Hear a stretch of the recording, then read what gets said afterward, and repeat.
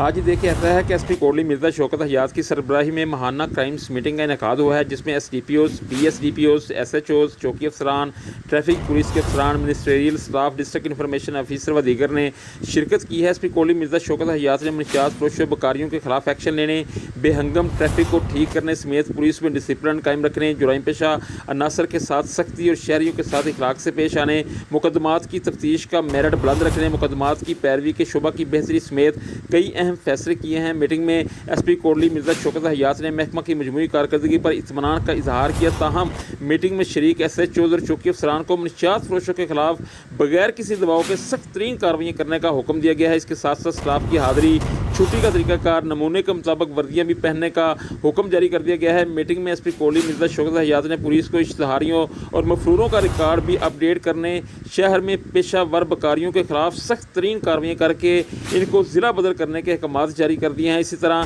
S P Kotli نے police کو حکم دیا ہے کہ وہ بغیر اجازت بیکاریوں کو مکان کرائے پر دینے والے مالکان کے خلاف بھی سخت کارروائی کریں۔ میٹنگ میں اسٹاف ممبر ظہیر کی والدہ اور پولیس شہداء کے درجات کی بلندی کے لیے بھی دعا کرائی گئی ہے۔